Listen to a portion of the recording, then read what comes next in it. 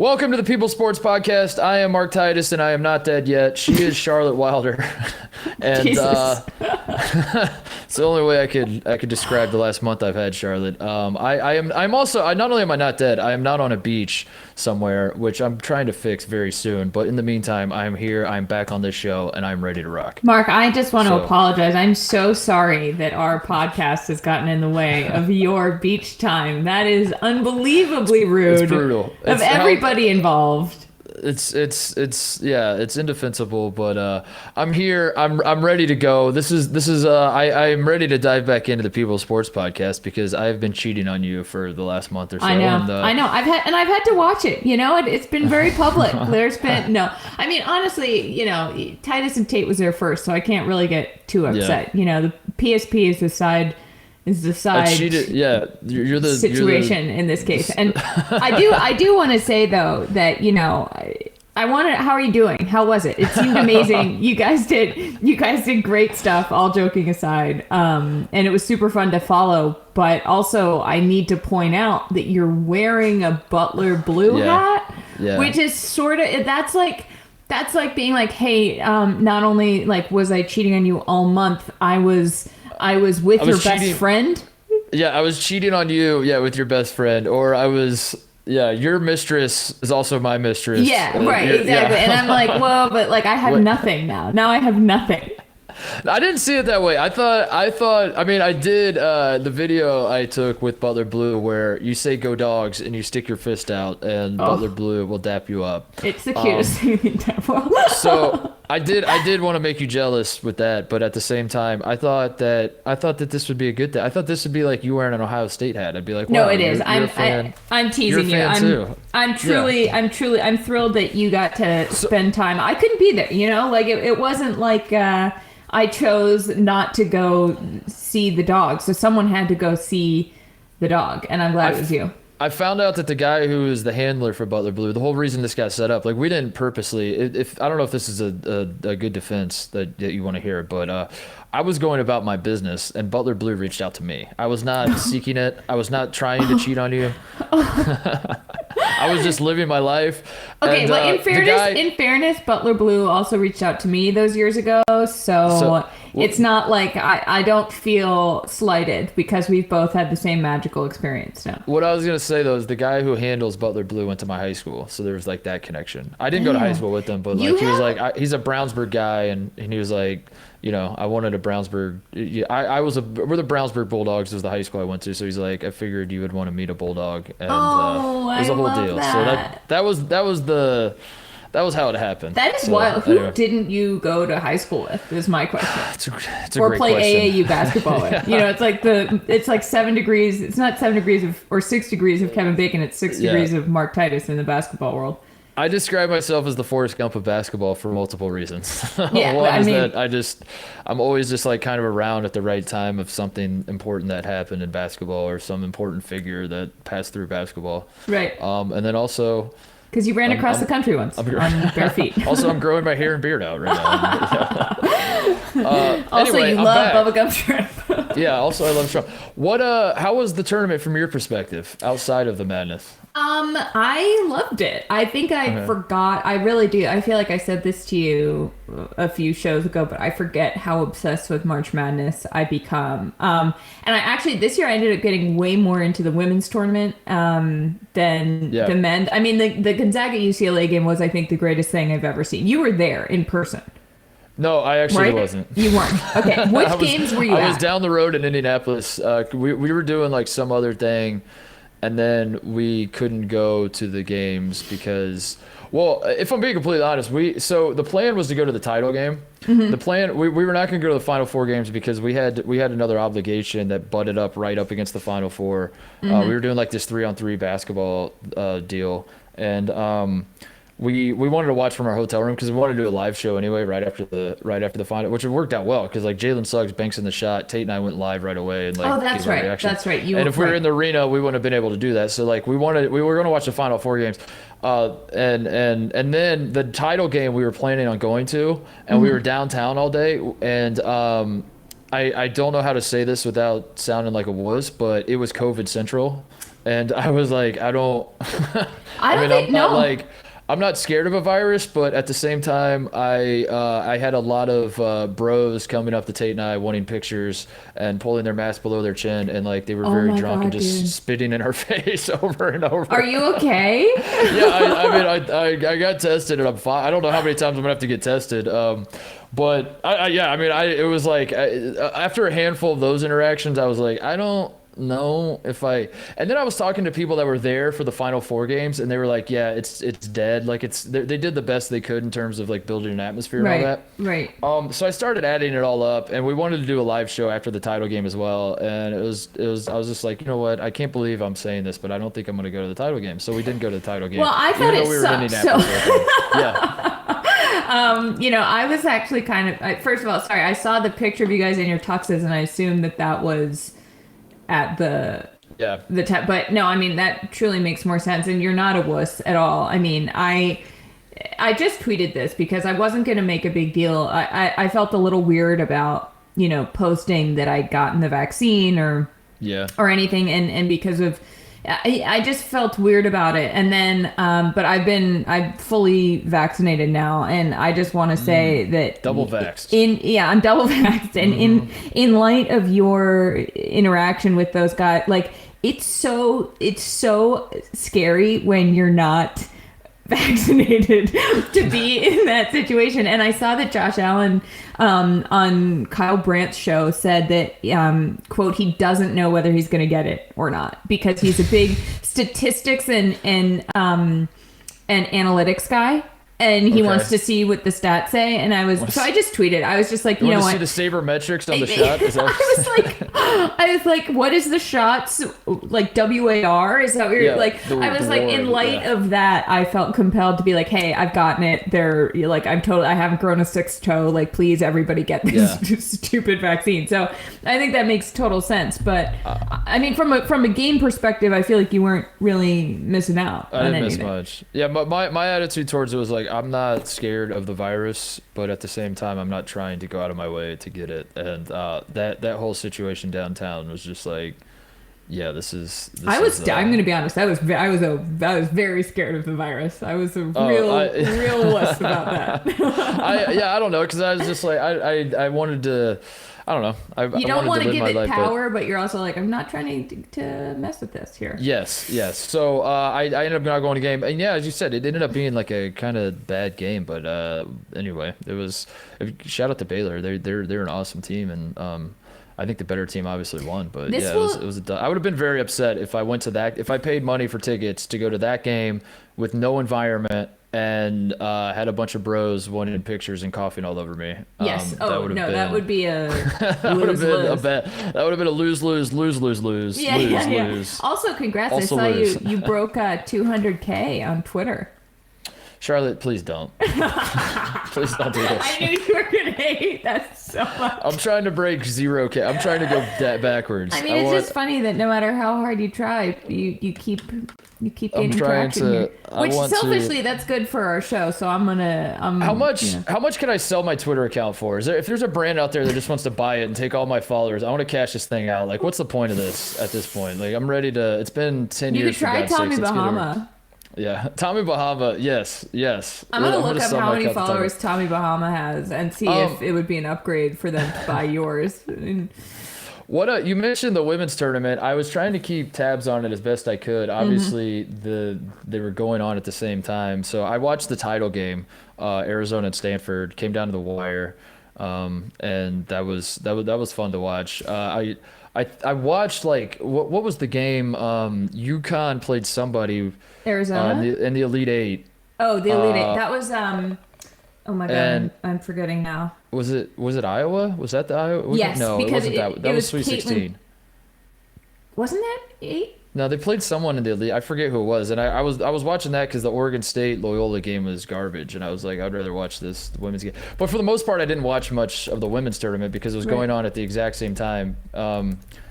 So my question to you is, what about the women's tournament? It was Baylor. It was UConn. It was Baylor. Yeah, UConn Baylor. That's right. And Yeah. then Baylor got fouled at the last play. And Didn't Kim get called. Mulkey went on Yep. this whole rampage. Right. Yeah, and she put her mask on for the first time. It was like a Justin. That's right. In the post-game press conference. So what about the women's tournament made it more compelling in your eyes? Like you said, you found yourself watching more of the women than the men's. Why is that? I did. I mean, first of all, I think that UConn was such a compelling story from the beginning. You know, Paige Beckers as this unbelievable freshman, winning all of these awards. They had such a young team, and they just kept winning. And I just assumed, I was like, oh, okay, well, UConn's going to win the tournament. Like, there was never a question in my mind. I feel like with Gonzaga, I mean, I also picked them to win, but I felt like there was more of a chance that you could get some weird March Madness-y situation the way we kind of ended up getting. I did not see that coming with UConn at all. Like, I didn't think that was possible. And so for a team like Arizona to go on such a cool run, and a player like Ari McDonald, who scored something like 37% of the team's points, like through she's unbelievable. And I loved Adia Barnes. I just sort of fell in love with that story as it was happening, while still being really drawn to the UConn storyline. And then it all just came together in this really cool way that I felt, you know, I think to me the women's tournament as a whole was what that one Gonzaga UCLA game was. You know, that level of tension sort of kept up, and I was interested still to the title game, and it, you know, came down to the wire in a way that the men's didn't. But I just get so into it. Feels like such a great way to highlight women's sports in a way that does get much more people, and you know, and it's not like there's tennis where the Williams sisters are always compelling. Like there are certain sports where women are generally in the conversation, and college basketball, to have a month where people who might not generally watch it become that invested in it is really cool to me. I don't understand though why they do the tournament at the same time the men are playing. I don't. It's. Have you ever asked anyone about that? I guess I haven't. I guess I should. I should ask around, and like it's the Final Four is staggered, so I get, like, that's cool. That like on Sunday, in between Saturday and Monday is the women's title game, so you can watch, you know, like, so I watched the Final Four as best I could because of the staggering. But like I said, like the Baylor UConn game was going on at the exact same time as the men's tournament, right? And I wanted to watch as best I could, but I couldn't really, and it's very confusing. And in my mind, you know, like one train of thought would be start the women's tournament after the men's tournament, or stagger it that way. So like now but I think they should do it before. I think when March hits, like March 1st, the women's tournament should start, because like all of America is jonesing for March Madness. You know, the calendar turns in March. You said that makes a lot of sense, and I haven't been able to stop thinking about it, because I was like, that would be so much fun to have a full, you know, to have the people who, I don't know, but like like the women's title game happens on that Monday, like the Monday after the men's selection Sunday. Wow. You know what I'm saying? Yeah. And then that next week starts the men's tournament. It's just like they butt up against each other, and it's just full blown madness. The whole, I don't know. That's pretty cool. Too smart? I think that's I'm too smart.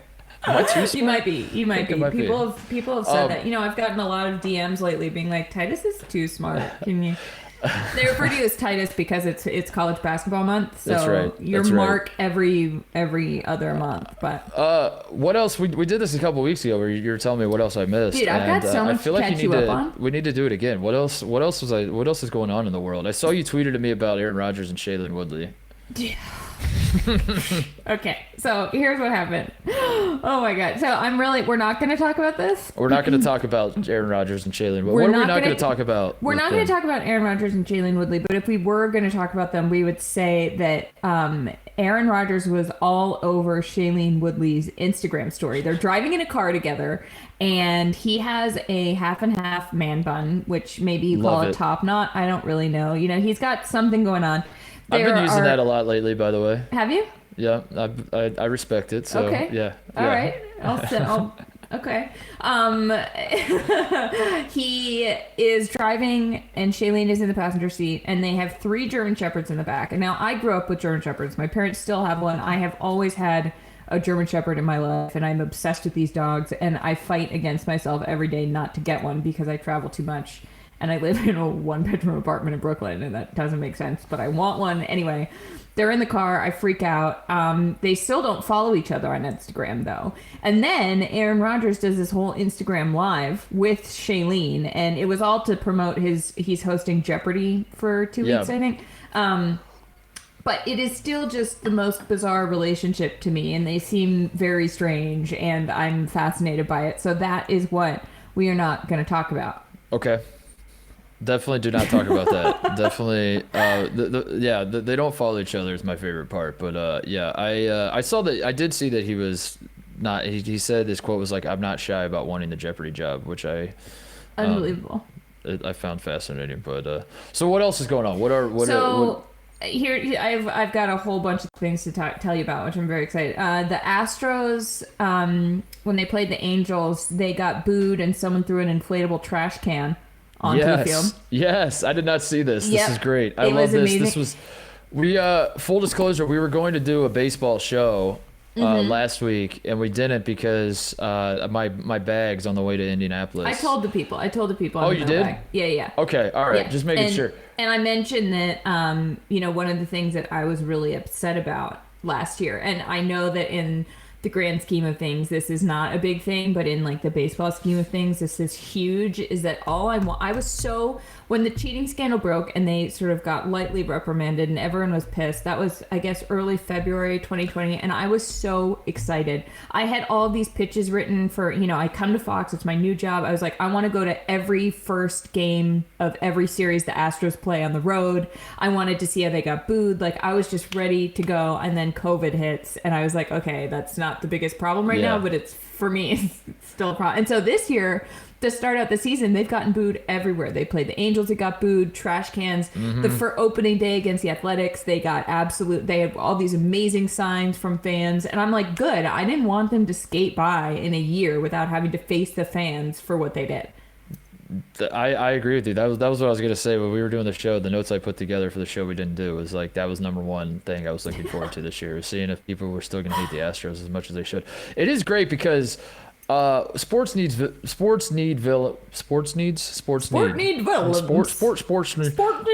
We need villains, but it's rare that you find a villain that everyone can rally behind and like not feel entirely bad about it. Like the example I would use for college basketball is obviously Duke is a team that everybody hates, but it's gotten to a point kind of where people hate Duke. There are a lot of reasons to hate Duke, and a lot of them make sense, but also on an individual level, some of the guys at Duke now, you're kind of like, dude, why should I hate these guys per se? Because of Christian Laettner and JJ Redick, like, did these guys do? But then you're like, yeah, they kind of had to know what they were stepping into, and it gets a little murky sometimes. Like a Zion Williamson was everyone's favorite player at Duke, but he played for Duke, so it's like how do you pick and choose? Why are we not consider? Anyway, the point is you rarely get situations where it's just put on a tee for you, and it's like this. Yes, knock this out of the park. Hate these guys. Hate them with all of your might. There are very obvious reasons to hate them, and you don't have to feel bad about it, and no one has to feel bad about it. And there's not any Astros fan that's like, I don't understand why you hate us. You're an idiot. Like, you know why we hate everyone. Yeah, you know what I mean? Like, because Duke fans could be like, it doesn't really make sense why you hate us, and they could maybe kind of come close to building a compelling case. Astros fans do not have a single shred of leg to stand on in any of this. So it's like, just shut up and take your medicine. We are going to boo the hell out of you all season and probably next season. And I don't know when it's going to end.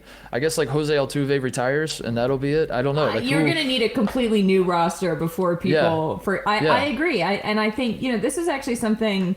When the Pats won the 28-3 Super Bowl and everyone was livid, and it was like, there's clearly a bad guy. How did they cheat to win that one? I forget. It all runs together. Was that the Spygate or the Deflate?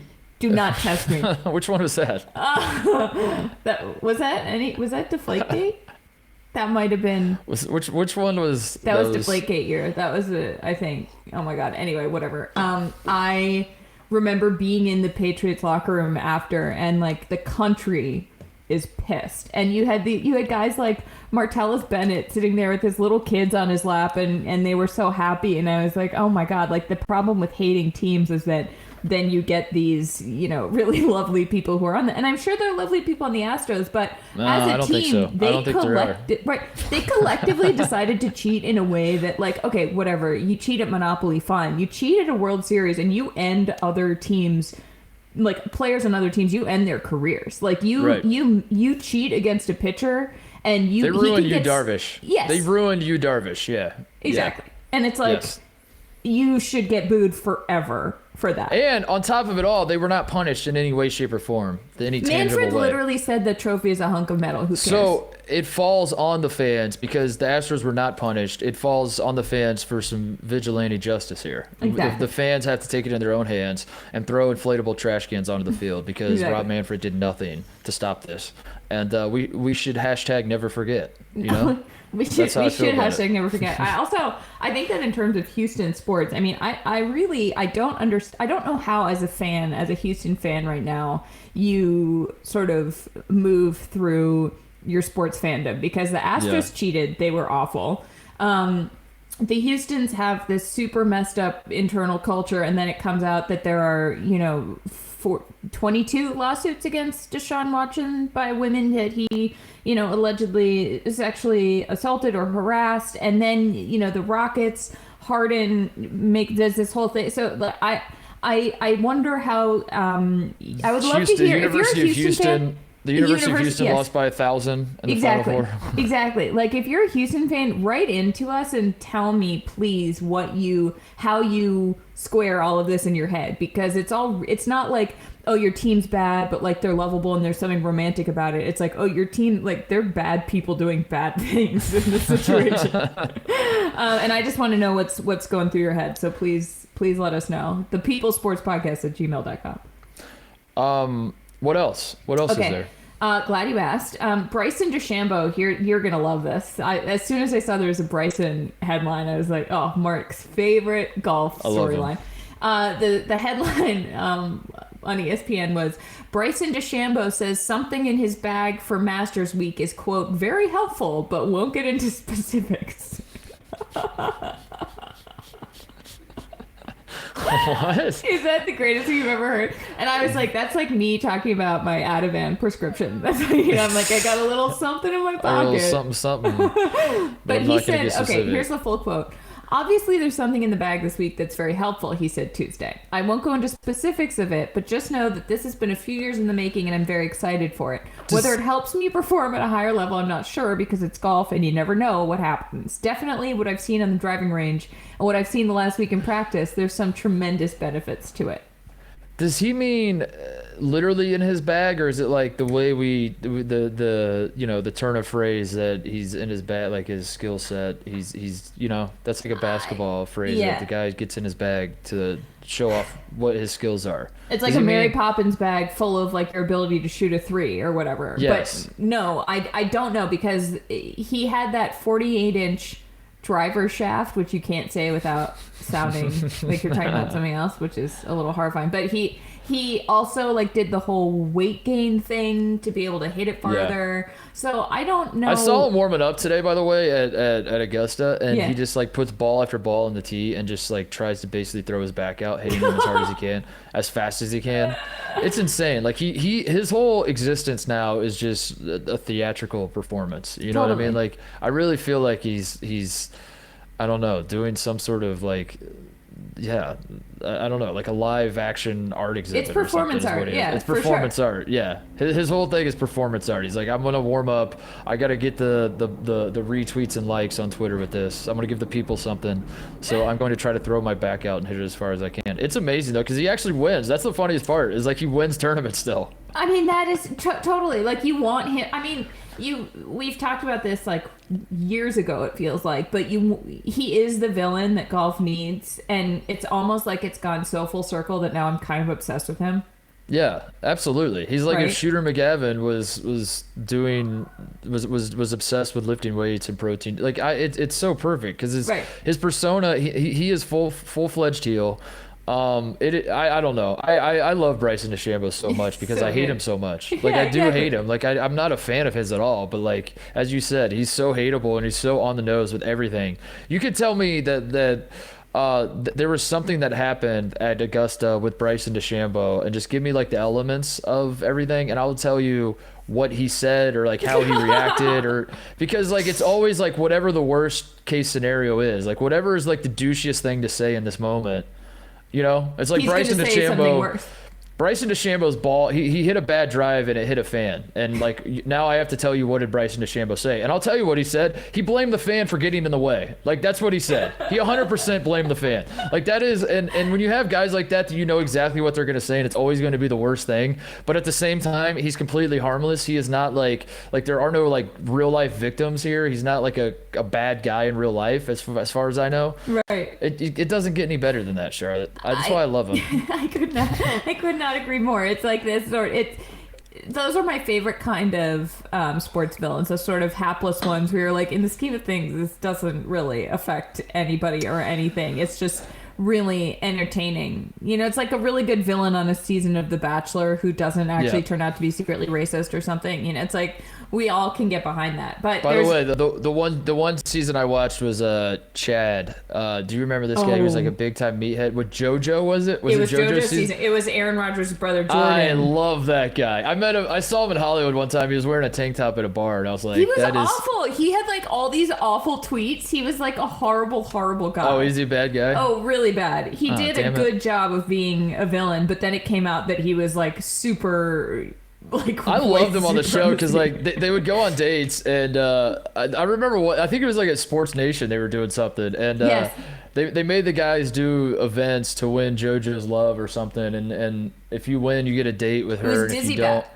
it was something like that. Yeah, and Chad's whole attitude is like his turn to go, and he's like, I don't care, like I don't want, and they were like, what's going on, Chad? And he's like, I don't know this woman, like I'm not gonna like go out of my way to try to impress her when I don't know if she's even worth my affection. And I was like, this is so good, dude, because like he was bringing real life logic into The Bachelorette, which is like, I don't know you, so why would I like fight these guys to try to take you on a date? But at the same time, like everyone that watches The Bachelor, like, why are you on the show then? Right, like, that's the what show. Entire point. No, that But was I when loved him it was that episode that I said that when I was recapping it, I said that Jordan Rodgers was really bad at the Dizzy Bat, and he DM'd me to say keep being hard on me. That's right. That's it was right. that exact episode, and I was like, That's right. But the Chad dude was so good because he was like, I just met you. I know nothing about you. So I refuse to do a Dizzy Bat to get Right. a chance to take you to dinner. Like if you want to go to dinner, let's go to dinner. If you don't, let's not. It's that simple. That's how it's like his whole attitude. I was like, I love this right. guy. It's like exactly the opposite premise of the entire show, Yeah. which I respect. But there's been a lot more news actually. Sam Darnold got traded to the Panthers. Wait, what? Wait, are you serious? You didn't know this? I didn't know that. No. Oh my god, I thought this was gonna be one where you're like, yeah, obviously I know. Oh my god, Mark, they traded Darnold. He's the starting quarterback for the Jets. Is he not? He was, and he was a number 3 pick in 2018, and now they are going to take Zach Wilson, the BYU quarterback, who looks. I tweeted this, and I'm saying that because I want you guys to see the pictures that are included. But both Sam Darnold and Zach Wilson look like the villain in a 90s kids sports movie. And so they're basically trading in one of those guys for a different one of those guys. And I actually think that with Matt Rule in Carolina, who is, famously a good coach, a good college coach for quarterbacks, and seems to be able to do something with Carolina, maybe they can do something. Like maybe Sam Darnold just like, oh, I'm shocked he didn't thrive under Adam Gase. Like, what do you want me to say? Sam Darnold's not bad, right? I don't think so. I mean, he's really young too, is he not? Like he's still like 22 years old or something. Yeah, 23? he's a little. If I remember right. Well, that's exciting. That's certainly something. So the Jets are taking Zach Wilson. That's even though Justin Fields' stats are like better across the board. I need to start. I need to do that. I'm going to take the rest of the week and read up on my NFL draft takes. I don't have as many takes as I need, but I was very. We should do a draft special. I'm very much in the Justin Fields camp, as you might imagine, being Obviously. an Ohio State guy. He's awesome. He's I don't great understand. too. Yeah. I mean, I don't. Yeah, I have thoughts, but I'm gonna research all of it before I throw out wild Let's accusations. see what the haters have to say, because the haters do sometimes make good points. I will say that. The haters have been known. The haters have been known for a time or two to make some great points, and I got to see what they have to say and take it into consideration. But yeah, I like Justin Fields a lot. Okay, So all right. we'll see. The other thing is that the Red Sox came out with these uniforms, and they sent me one, which is very kind. But they are blue and yellow. Huh? Because the Boston Marathon's colors are blue and yellow, and they're doing it as a Patriots Day thing. And there's the marathon bombing those years ago, and the Red Sox were super involved in healing the city after that. Ortiz said, "This is our."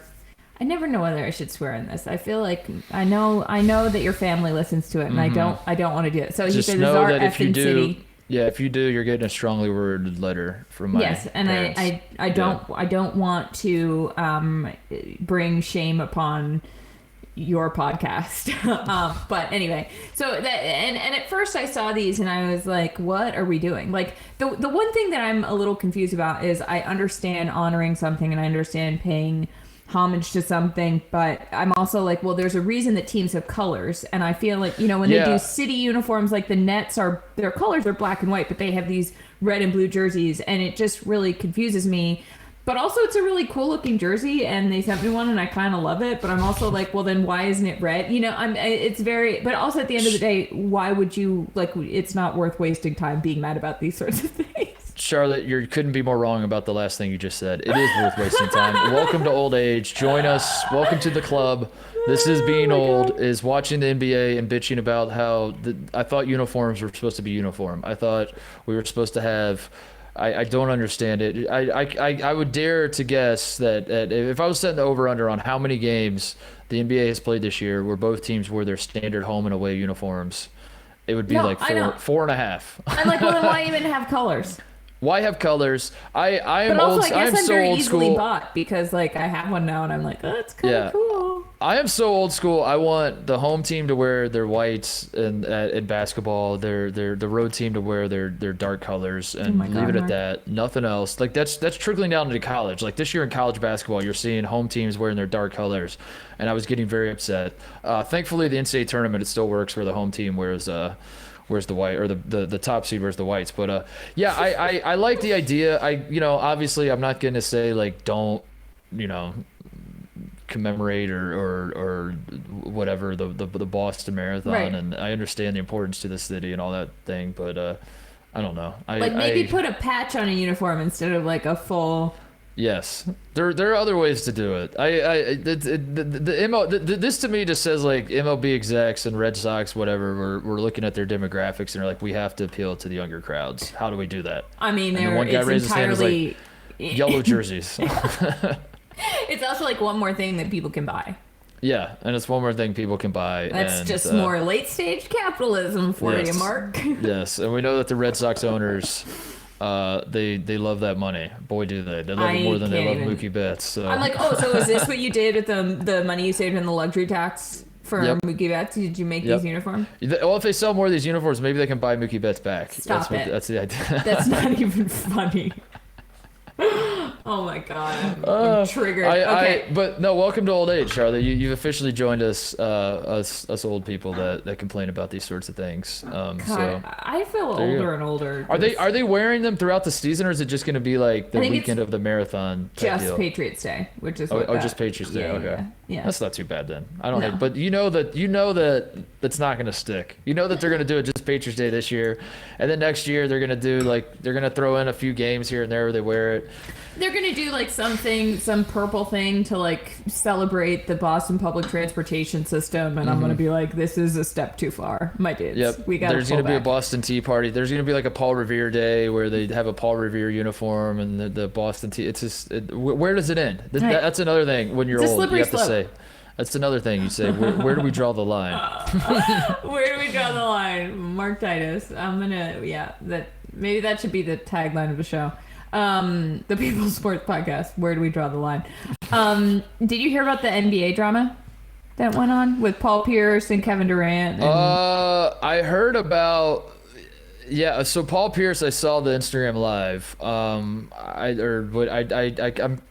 tangentially aware of that. The Kevin Durant situation, I kind of have no idea, other than like Michael Rappaport's involved, and what I was gathering from the Kevin Durant situation is that it's an instance of both people lose, and yes, they both. It's like the two pigs wrestling in the mud type yes. deal, and one guy looks up and is like, "Look, I owned him," and you're like, "Dude, look how muddy you are. Like you didn't own. You both lose." That's how I felt about that. But I also wasn't. I didn't read what they were messaging each other or anything like that. Yeah, I mean, that's what I gathered from it. For anyone who doesn't know, basically, Michael Rappaport, this actor and New York guy, was going back and forth in DMs with Kevin Durant. Kevin Durant said like truly horrible things, like used slurs. It was really bad. And then Rappaport posted the screenshots of the DMs, and it's a kind of thing where, to me, first of all, never use that language.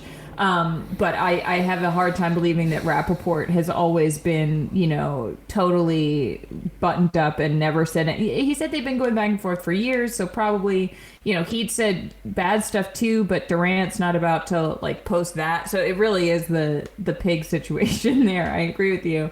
The Paul Pierce thing, I mean, I'm sort of in awe because ESPN fires him after he posts this video of himself with exotic dancers, and he's smoking all kinds of things, and he's just like having himself a time, and it makes me think that he was trying to get fired. It makes me think. I mean, like, honestly, I don't know.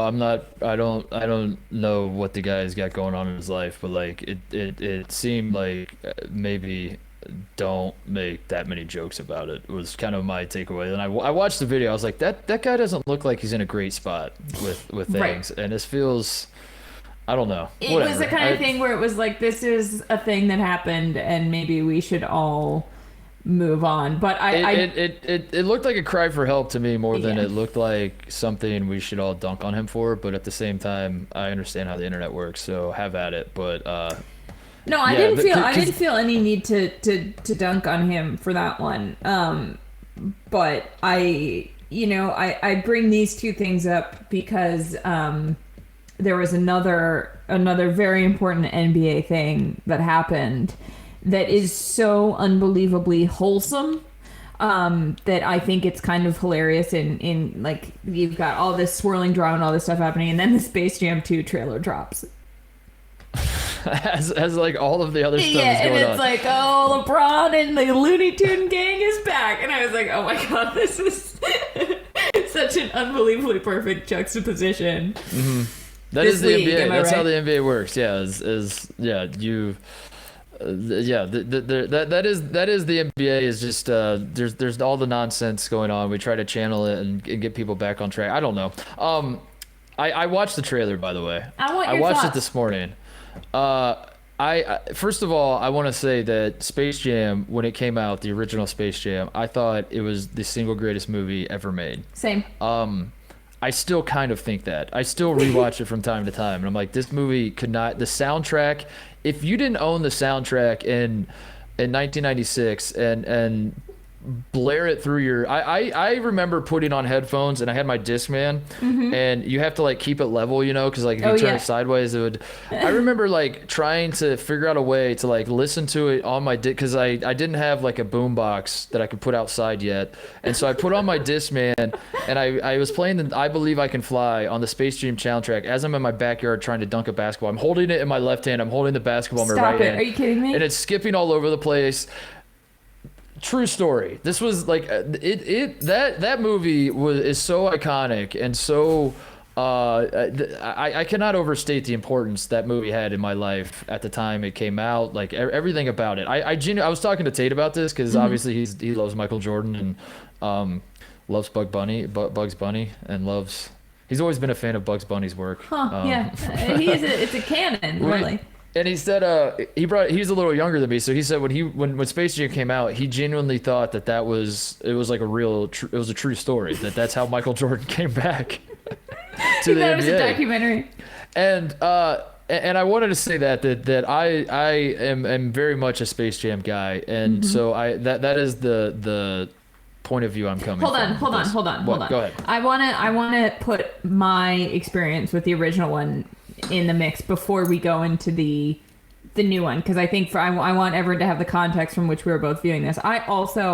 I thought that the coolest thing I'd ever seen in my entire life was real people interacting with animated beings. Yes. I thought yes. that was that blew my mind. That to me was like the pinnacle of technology, and I was flabbergasted. And I also loved Bill Murray even at that age. How did they do it? How did they do it? I don't know. And so the I Believe I Can Fly song, like, I grew up kind of under a rock. There are a lot of cultural references that I missed, and that was one that I fully knew and loved, and I will always have a soft spot for it because of that, because I was like, this is one reference that I totally get. And last year when The Last Dance came out, I rewatched Space Jam and really did a deep dive into what's going on, because I hadn't seen it in a while, and I ended up making a fake documentary of Space Jam 20 years later, and I played every character, and I still think it's the greatest thing I've ever made. I'm sorry, what? Yeah, but did you not see that? I missed this one, Charlotte. I will send it to you. It truly, Kristen Scott, one of our producers, helped me put this together, and then we were like, this is too weird to put out from the Fox account, so we put it out from my account, and I'm really proud of it. Oh my God! Please re-up this, please, for the people. I will. This is amazing. Yeah. So I have a real soft spot for the first one, and I've been nervous about the second one, because when I heard the names involved, like Klay Thompson, I was like, Clay, as like, okay, all right. Now that we've watched it, I need the people to go watch this if you haven't seen it yet, so that you have context of what we're talking about here. Can I just point out, by the way, over both of your shoulders as you're talking to me, you have Space Jam. Oh my character. God! You have Muggsy Bogues and Patrick Ewing over both of your shoulders. And both of them were Monstars. They had their talents sucked out of them by the Monstars. Wow. Yeah. You didn't even mean to do it. That's how big of a you're subconsciously a massive Space Jam person. Yeah. Oh my God, I'm speechless. That never happens. Okay, wow. Okay, so with that said, we're clearly both somewhat, if not purists, disciples of the original. What did you think? So I watched the trailer for the first time this morning. When it first came out, I didn't want to watch it. I was anti watching it, because I was planning on watching the movie. I am going to watch the movie no matter what. I was planning on watching the movie. I don't in general love trailers unless it's a movie. Like, I knew all you have to do is say Space Jam 2, and I'm like, done. I'm in either way. Right. It doesn't mean I'm gonna love it more or less, but it's just like I get it. So I don't need to watch a trailer. I don't want to have anything spoiled. So I almost never watch trailers for movies unless it's like something I have never heard of, and someone's like, check this out and tell me if you'd be interested in it or whatever. But anyway, that's that. Like, but I there's decided a new Ken Burns doc I think you'll really love. Check out this trailer. Yeah, if it's a premise that I can't wrap my mind around, I'm like, all right, I'll watch the trailer. Like, it's on the Civil War mark. We'll help you out. Yeah. So I watched it this morning, and my initial thought is it doesn't look horrible like I thought I wanted it to. I thought, like, this is going to be very, very bad, but it felt like all I thought while watching it was there's way too much going on. It felt like I guess people were saying Ready Player One was the thing that came to mind, that they're just trying to make all these references to Warner Brothers, and I mean, for God's sakes, there's Game of Thrones in the trailer. Like, what does that have to do with anything? Was it really? Wait. King Kong shows up at Where one point. was Game of Thrones? Huh? In the trailer, and yeah, when he like gets sucked into the vortex, and then like there's the Game of Thrones theme like kind of comes over, and then. Oh, yeah. I totally missed that. That's what that song was.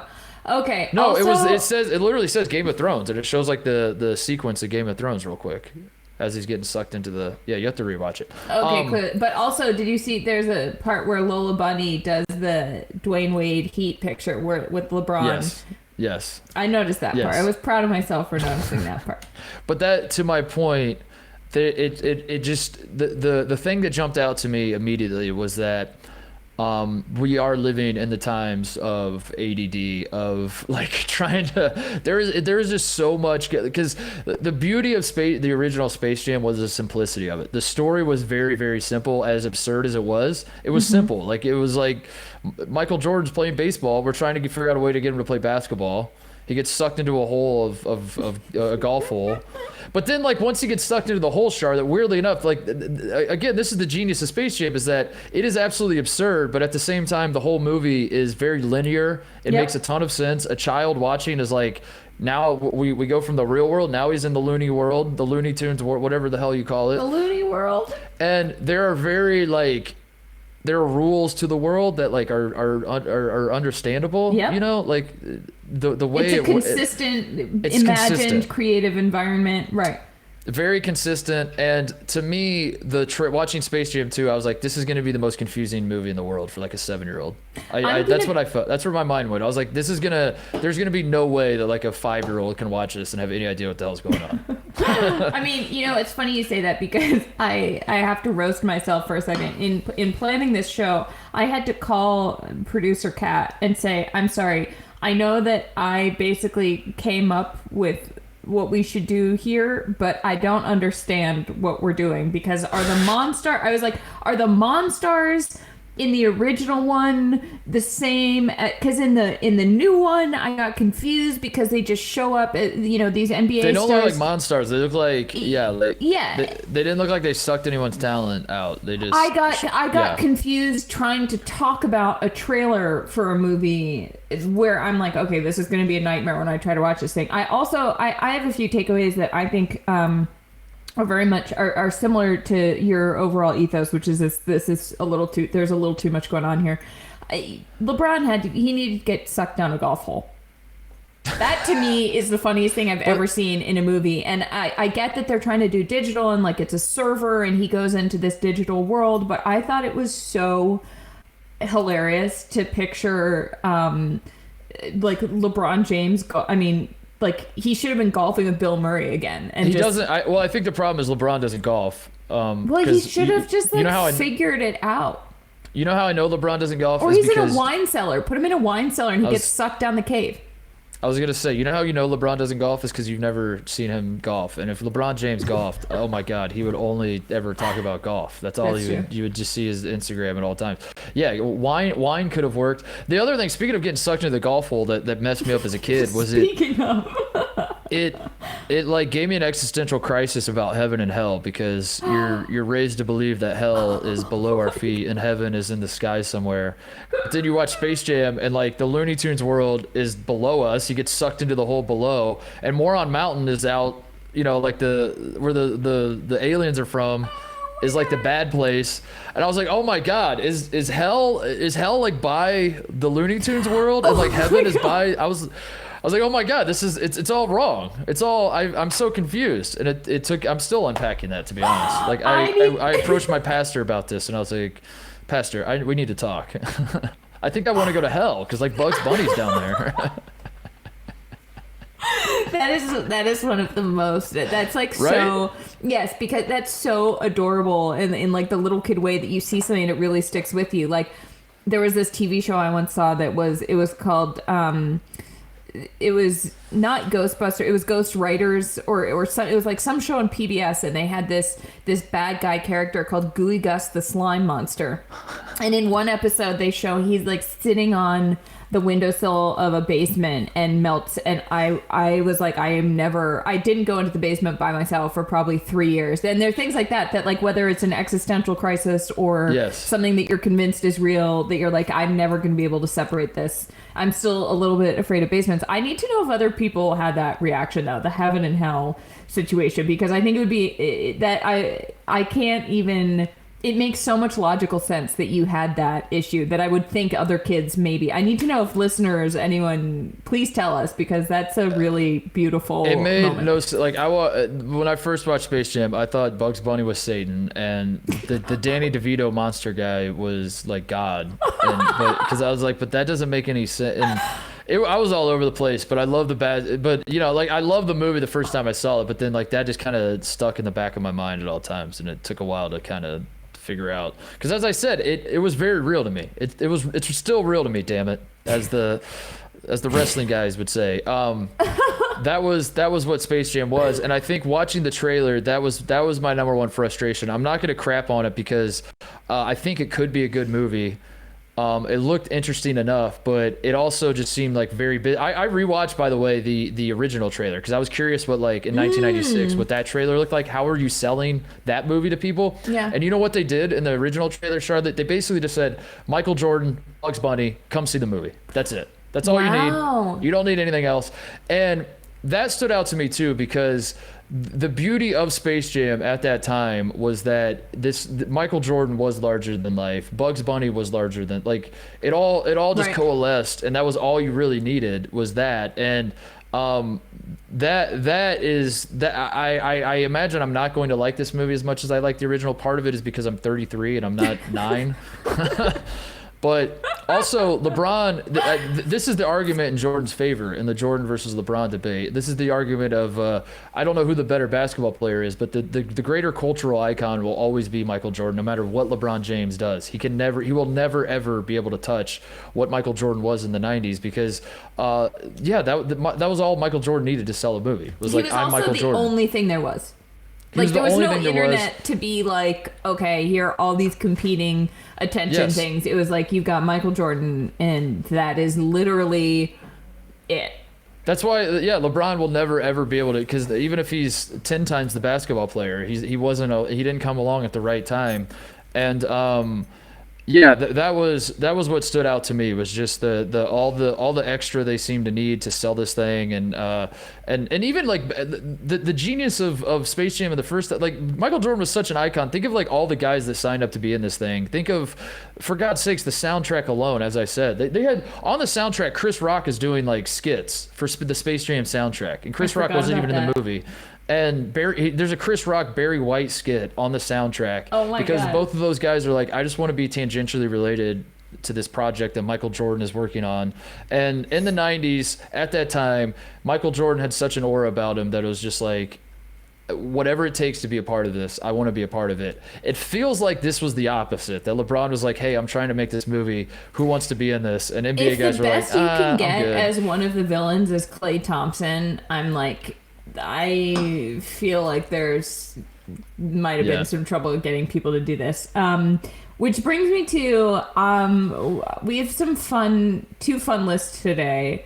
If you were making, one of my takeaways from the trailer is that I wasn't thrilled with who they cast as the Monstars, like as the villains. That, like, you have Anthony Davis, like Klay Thompson. I like Durant, Diana Taurasi. I like that one, but I was like, if you could have used anyone for basketball players. Wait, Anthony Davis, did they show these people in him? Yes, but it's like so quickly as these. I gotta rewatch it. They showed like Anthony Davis is in this movie? I think so. Isn't he? They like give him an eyebrow. Did I watch a different trailer? No, you watched the right one. It's very quick. It's like a very quick thing. So I want to know who your top, like, who are the 5 people Well, I you had make Anthony Davis on my list, so I'm calling an audible. Sorry. Did you? Yeah, because Wait, I love that. No, keep it. I kept one on mine. I didn't. I thought the Monstars were. I thought there were guys, like, I knew NBA players are going to be in the movie, but first of all, I didn't really know Wait, who that's was. hilarious. I'm so confused. This is the point, is that it's like very bizarre. Like, This it's not proves clear your point what's of how going on. confusing it is. Yeah, and if you go back to 1996 again, go watch the trailer for that one, and it's like Michael Jordan has to save the world by playing basketball at the Looney Tunes, and that's all you have to say. And it's like, all right, well, it seems crazy, but also pretty straightforward. And this one, it's like LeBron is saving his son, and he's also like King Kong makes an appearance with Fred Flintstone in the Game of Thrones, and I don't get it. And Don Cheadle's there, and is Don Cheadle Don Cheadle's like God or like a server demon. And his name is Don Cheadle. Yeah, so I don't. So tell me your list. Don't call an audible, keep right, because well, I have I one of the had- same people on here. I had Anthony Davis on the list because when you sent me the idea for the list of making your Monstars, I was thinking of just like I was thinking of the original Monstars, which hang on a second. I got to pull my list up. Here we go. I was thinking of the original Monstars, and what made the original Monstars so good beyond like their talent, like as Patrick Ewing and Muggsy Bogues and Charles Barkley, was their physical beings. Like Sean Bradley was a great pick. Muggsy Bogues is tiny, but like that made it work. So I was thinking of like, you have to have the combination of one, like some sort of physical characteristics that stand out. And also you have to have like a personality that the Monstars can take and then like kind of exaggerate and become like a caricature version of you to then, even though Sean Bradley didn't really have, but he was tall and whatever. You understand where I'm going with this. I do. So, I'll just get Anthony Davis out of the way. I picked Anthony. I had no idea he was a Monstar in this movie, to be honest with you. So I really, really do not want to pick him, but I'm being told that I have to stick with my The pick, the reason I like that is because I want to know, like my reaction when I saw AD was one of the Monstars. I was like, why? And so I want you to make the case I'll tell you why, for it. because he's like a freak of nature physically, and he's got the unibrow, which like I want to see what that looks like on a Monstar. He's not the best. Like, this is kind of my Sean Bradley pick in the sense that like I don't think he has a ton of personality, and we're not going to give him a ton of lines in the movie. And I imagine LeBron did because they're teammates and they want to win another championship. And this is always. By the way, that's the other thing about Jordan making Space Jam. He made Space Jam because he was like, yeah, this seems fun, I'll do it. LeBron made Space Jam because he's like, I want to be a media mogul. I want to get guys to play for the Lakers. This will be a good way to, like, there's always like another move of, and it just kind of like kills the fun of it all. Like LeBron or Jordan was just like, yeah, cool, I'll do it. That seems fun. And I don't know. Patrick's gonna be there. Okay, done. So anyway, Anthony Davis was one that came to mind, and I cannot stress enough, I hate this pick. This goes against the very nature of this show, because I'm disgusted with myself, and I'm going to hang my head in shame. Oh my God, Mark! No, I kept for my number. What number did you put him? What do you mean? Like, were we doing the top five? No, not necessarily. Oh, I just had five guys. Okay, great. I kept Diana Taurasi on mine. She's in it. She's one of the Monstars. And really? Yeah, and she's the white mamba in it. The white mamba? Yeah. This was in the trailer? Yeah, but like for 2 seconds, which is why you missed it, because they show up as these sort of overblown golden. You see Diana Taurasi in this trailer? Yes. Are you kidding me? See, that just goes to show what we're talking about. But I kept her because I was like, this is. I swear to God, I watched a different trailer than you. Did you really? Oh my God. I had to. I'm gonna go rewatch it right now because this is. Go ahead, keep talking. Okay, so she is clearly. I sort of went by the same thing. I had two category of people. I had like the physical specimen that's unbelievable, and then also like the clear villain. So I'm just gonna start from my. I'm just gonna run through these. So I had Arike Ogunbowale because she's one of my favorite women's basketball players of all time, and she's on the Dallas Wings and had like 39 points in a game in 2020, and I just think that I just want to see her as a cartoon monster. I had Kawhi because I think that the funniest thing you could do would be to have a character who like doesn't talk or only talks in like really awkward phrase, like just says Boardman gets paid, and that's like his only line in the movie, and you could really lean into that. I had Kyrie because I think that he is just clearly doing his own thing, and he's so good that it would make great content. I had Diana Taurasi because I think that's one that they actually got right. And then I had Draymond because I think he's just the ultimate villain, and I don't know how they didn't put him in the movie as because he probably hates LeBron in general, and which is even a better reason for him not to do it, but I still think it's pretty funny. That's a good list. I'm just so shook by this. I just rewatched it, by the way, and Anthony Davis, like I see what you mean now. That character, I didn't realize those were actual. Yeah, I mean, it's so like if you're gonna put NBA players in it, make sure that you see who they are. Anthony Davis is not in the trailer. It's like whatever avatar of Anthony Yes. Davis that makes like a very quick, and I didn't realize Which is that was garbage Anthony because Davis. wouldn't you want to sell the movie as like the players being in it? This is the problem with this is what I said. Like the trailer is very busy and it's very just like boom boom dab on him, Space Jam. Like that was the trailer. And if you go watch the 1996 one, it's like Michael Jordan is about to find out that life is a little loony on this side of the golf hole. And it's like just, like a slow 90s, like, That's an unbelievable 90s announcer voice. That's what it was. It's Can like, you do the whole show in that voice? Michael Jordan in 1990. Yeah, I should. And he's about to find out That's that like saving the world is a little loonier than he thought. they went too This far. summer. He knew too much. Yeah, and it's anyway. I apologize. I'm shook by I didn't do my homework well enough. I didn't catch that Anthony Davis was in this because, like I said, I have purposely avoided as much of Space Jam as possible because I decided I'm going to see the movie. I don't want to know anything else, and I want to be surprised by stuff. But That's fine. Just tell me tell me who you'd put on. okay, so the rest of my list, I have Boban as.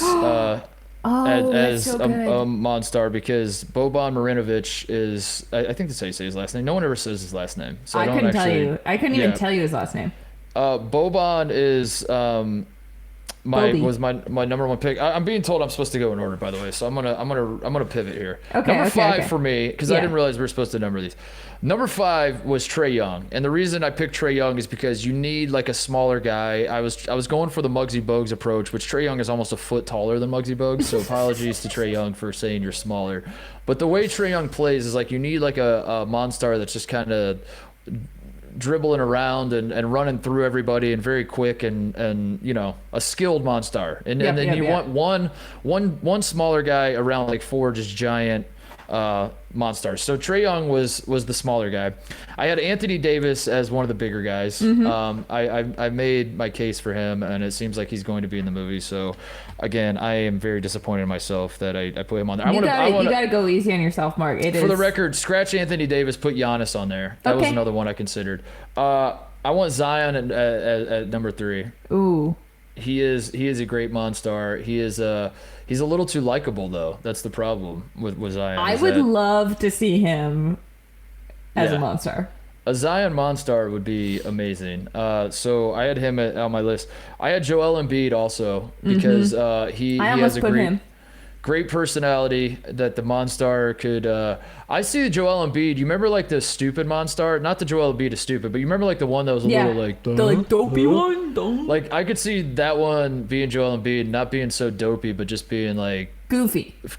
Yeah, goofy in like a lovable way. Yeah, he's like the Monstar you're kind of cheering for. Yeah. I love like that. he doesn't really want to be a Monstar. He was just kind of like he's also being held captive by the Danny DeVito guy. So you're like kind of. Do you know that today? That was the first time I realized that's who that voice was. I didn't know that Danny DeVito was the evil guy's voice. Oh, until I told you. No. Until I was Googling this morning and I was like, what the heck?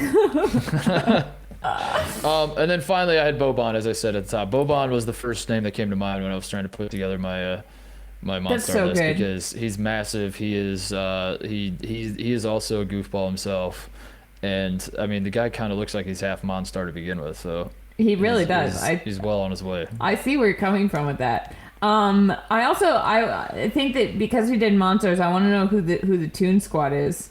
Yeah, this one made more sense to me, so I'm more excited about this one. The Monstar okay, let's thing do this one. I blew. Go ahead. All right. Well, I have Bill Murray as Bill Murray. I don't understand how you could make this movie and not have him in it, and I don't know whether he will be. Maybe they're gonna surprise us, but the greatest line in all of cinema is Mike, I don't play defense, and I just wish that we would have that again. Fun fact about Bill Murray: he got $1 trillion in Space Jam in the original. He got what? He got $1 trillion. He oh my God. supported a basketball trillion. I thought you meant he was paid $1 trillion, and I was like, that's not true.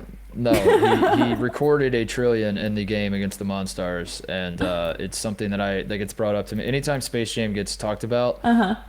People point this out to me on the internet, and I've made my grand trillion, so I hear about this all the time. But I'm happy to hear about it. I'm happy when people discover that. It's a fun thing. So yeah, Bill Murray. Bill Murray. One of the most famous trillions of all time. The most famous trillion after Mark Titus. Should we run through these, or do you want to tell me? Yeah, you go through yours. Okay. Yeah. Daffy Duck is played by Machine Gun Kelly. Because they both have really long necks. They really got like the spiky hair too. Yeah, exactly. Porky Pig is Patrick from SpongeBob. I like that. That's good. Lola Bunny is Adia Barnes, the Arizona women's head coach. Love that. Because she is such Lola Bunny energy in a great way. Bugs Bunny is Tony the Tiger. Interesting. Because if we're recasting the whole thing, like that's what I'm going with. Does Tony the Tiger have enough range? Can he do anything other than say they're great? I haven't seen his other work. I think he's been typecast for too long. I think he needs a chance. This is his breakout role. This is his chance to show that he can do more than shill cereal. Tony's been waiting for this big break his entire life, and he'll also cost less. You know, we won't have to pay him quite as much. Roadrunner is Usain Bolt. Elmer Fudd is Scott Drew, the Baylor men's coach. That's a good one. Yosemite Sam is Steven Adams. Okay. And I can see that. The mustache, basically, and Granny is Betty White. Of course. Yep. Of course, Granny has to be Betty White. I like that. That's a good roster. Thank you. Who's Michael Jordan? Michael Jordan? Oh shoot. I forgot to do the main character. You forgot to do the guy that scores all the points? Instead of Michael Jordan as LeBron, I'm going to do Michael Jordan as Michael Jordan. They remade Space Jam. They told LeBron he could do it, and then they were like, actually, we're going to cast. Also, I think it really says something about MJ that he's not in this movie at all. No, of course not. He wouldn't touch this. So I know. I just respect that immensely. Yeah, that's what I'm saying. This has none of the charm that the original one had. I could tell that from the trailer. But I also I don't think it was possible to recapture that lightning in a bottle either. So I think they're gonna do. I really feel like they're gonna do the best job they possibly could. But at the same time, that is the people that love Michael Jordan. This is their frustration with LeBron. This was their frustration with Kobe, is that they are kind of trying to recapture what Jordan created, that lightning in the bottle that Jordan created. And LeBron is too stupid or stubborn or whatever it is to realize you could never ever, you could be, as I said, 100 times the basketball player, but you'll never recreate what Michael Jordan was in the 90s. You just can't do it. And that's what this movie feels like to me. Is like they're trying to, obviously they're trying to recreate the movie, but they're not going to have the charm. But I also think they're going to do the best job they possibly could, because you could never have the charm of the original. All right. So my casting was, I'll go through some of the similar ones that in the order you did. For Bill Murray role, I had Paul Rudd, who you love, I know. That's so good. Paul Rudd just showing up and kind of smirking and being like, "Hey, Mike," and just kind of bobbing his head and being Paul Rudd made a lot of sense to me. For Daffy Duck, I have Drake as Kevin Hart as Daffy Duck. So think of Kevin Hart playing Daffy Duck, and then Drake is playing Kevin Hart playing Daffy Duck. So Kevin Hart is not in this movie. Drake is just doing Daffy Duck in the way that he thinks Kevin Hart would play Daffy Duck. You understand? There's layers to this. Yes, no, Charlotte. I do. They're all playing checkers. You're playing chess. I had Roadrunner as Usain Bolt. That makes a lot of sense. I like that you picked that, so I'm gonna piggyback on yours and say that as well. As Foghorn Leghorn, I had Danny McBride. Oh my god. Just like the kind of the First southern. Of all, I forgot that weird creature's name is Foghorn Leghorn, and I think he's a rooster, right? Yeah, I thought you were gonna say Danny McBride. That's the funniest thing I've ever heard is Danny McBride. That's hilarious. I thought you were gonna say I forgot that weird creature's name is Danny McBride. Well, yeah, Danny McBride as Foghorn Leghorn makes a lot of sense. Just that role of let me see What else do I got? As Lola Bunny, I picked Rihanna because everybody loves Rihanna, and to me, Lola Bunny is like, if you're gonna be Lola Bunny, you have to be the coolest woman on the face of the earth, and Rihanna fits that. I considered Stevie Nicks, because when I think of cool women, you also have to be like not only just a cool woman, but like a woman who can exist in a man's world and like be very secure about it and not be like trying to be one of the guys. You're definitely one of the girls, but you're also like, I don't need, you know what I mean? It's a very delicate balance. This brings up a question I had about Lola Bunny. They made a whole thing about how she was going to be sort of de-sexified in Space Jam 2. Seriously, it was like, they made Lola Bunny was too objectified in Space Jam Wonders, and I was sort of like, is that the more feminist thing to do? Like, why not let Lola Bunny like strut her stuff? And like, it felt a little bit. I was like, give me your top 5 thickest cartoon women, Charlotte. Go. Jessica Rabbit. No, they're all rabbits. The Mrs. Incredible, or the Incredible Mom. I remember that being a thing on the internet. Marion is a babe in. Although I had a huge crush on the Fox version of Robin Hood when I was little, so I don't know what that says about me.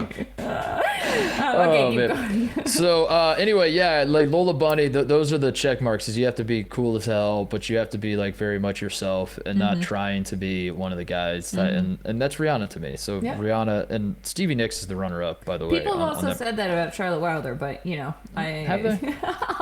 No. For Yosemite Sam, I had Sir Thomas Lipton, who famously lost America's Cup like 12 times in a row. Just like this old dude who's very earnest and trying his best, but he's in a world he doesn't quite understand. And I think that made a lot of sense to me. That is such an incredible callback. That Yosemite Sam that's in the trailer. canon. Yeah, it is. Yosemite Sam, it says shoot the basketball, and he shoots it with the gun. And Yosemite Sam's trying his best, but he's like, I don't know what you want from me. And I am a very old man. I'm trying to give you what you want. Yeah, I'm trying to give you. That's Sir Thomas Lipton. He's like, I'm trying to win this race, but I don't know how. And also, I have a mustache. So, that's why he's my pick. Charles Barkley is Porky Pig. That's so good. A little on the rotund side. Also, not exactly the greatest orator we've ever seen. So that's basically where my mind was at with that one. Also, we're playing a basketball game, so I want Charles Barkley in it. Let's see here. I had, as Bugs Bunny, I have Alan Jackson in the Chattahoochee music video. I can't. That is, okay. Show's over. You win. Going home. Mark wins. That's, oh my God. Just like the coolest guy on earth, almost too cool. Almost like, can we get you to lock in here, Alan? Like, we need you. We need a bucket. And he's like, I'm not trying to score. What I'm trying to do is like slide my shades down and kind of wink at you and oh my God, throw the Alan shades back up Jackson as I eat a carrot. Yeah. Alan Jackson, the Chattahoochee, very, very strong Bugs Bunny energy from Alan Jackson and the Chattahoochee music video. So that's my pick for that one. Let's see here. As the guy as Newman from Seinfeld, Wayne Knight, that role. So this role to me is like a guy who's like screwing things up and like kind of always in the way, but he's also kind of like, he means well and he's just a bumbling idiot. Right. So I picked the guy that got the ship stuck in the Suez Canal. That guy. All right. He's Newman. He gets the Newman role. I am undone, Mark. He shows up very late. He's doing his best. He shows up late to the game and he's like, Mike, what do you need from me? And it's like, you've done enough, dude. Please just. He's like, I need the shoes I ordered that are stuck on your boat. For the Michael Jordan role, I needed a great athlete one because we're going to be depending on you to fight these Monstars. Number 2, I needed someone who could live in an insane world and not just have their mind blown. Like it would make sense to them as all these Looney Tunes are running around instead of being like, I feel like I'm having I feel like I'm hallucinating. He's like, yeah, this makes total sense to me and I'm going to win this game. And so for that reason, my pick was Rob Gronkowski. That Rob, I feel like Gronk would be like, he would, if he woke up and he was in a Looney Tunes world, he would be like, yeah, okay, this makes sense. Let's go. He wouldn't know anything was different. Like, yeah, he would not ask a single question. Things through Looney Tune colored glasses already. Wow, Mark, I knew that you were going to bring it with this list, and I knew that I was going to hear your list and be like, damn. And I am truly, I am undone. I have two more picks. My next to last pick is my dog Moses as Taz, as the Tasmanian Devil. Yes. Who has no lines, who's kind of getting in the way, who's kind of like an agent of chaos, but he's so lovable that you can't say anything. And he's probably chewing on something that he shouldn't be chewing on. Having met Moses, that he has real Taz energy. He's very hairy. I don't know. Very hairy. He can't speak English. There's a lot of reasons that Moses is Taz But makes sense. But he can understand it. He can understand it. Yeah, exactly. You can tell him what to do and he'll do it. But at the same time, we're not going to give him a lot of minutes in this game, in this basketball game. But if we want to, there is no rule that says a dog can't play basketball. So we could we could if we wanted. Finally, my final pick as Tweety Bird is Daniel Day-Lewis, because I just feel like that is a movie. Like if you're telling me Daniel Day-Lewis is playing Tweety Bird, just having that sentence is I would see that movie 1,000 times. All right, I'm gonna just. Can you imagine what Daniel Day-Lewis would do to prepare for this role as Tweety Bird? He would live in a bird's nest. He would build himself a nest and live in it, and like fall out of a tree every day and like get concussions and be like, I'm method acting. All to say, I taught a putty tat. Right, but his enunciation would be out of control. Mark, that is, I'm blown away. So there you go. That's my cast of the new Space Jam. I wish they would have listened to me. Man. It's good to be back, Charlotte. I miss doing this as well. All right. Well, this is a huge sports weekend coming up, by the way. I forgot about that, to be honest. We've got the Masters. It's WrestleMania. Ugh, I have to do my WrestleMania recap. It's exhausting. What have you been plugged in with WrestleMania? Are we going to talk about WrestleMania on next week? Or are we going to talk about the Masters? I don't know. We'll figure it out. We can talk about all of it. We can, the sports world is our oyster, as I've said before. I've never said it. We're going off the road. We're derailing here. Well, it's good to be back. I'm excited to watch sports that aren't college basketball. I'm excited to get a taste of the sporting world that exists outside of 19-year-olds trying to make free throws. Dude, get out of here and go to the beach. Just go to the beach. I'm going to the beach. I'm going to go to the beach. Pack that little wagon up and put on your Tommy Bahama shirt and go to the damn beach. I'm definitely going to do that. I will see you next week. I will see all the listeners next week. I'm going to go smash some Coors Lights on the beach now. Goodbye, everybody. So great. Bye. Hey pals, thanks for watching the People Sports Podcast YouTube channel. For more of mine and Mark's very weird rabbit holes, stick around, watch more. You can subscribe, smash that subscribe button. You know you want to. We're going to give you all the weird stuff we possibly can.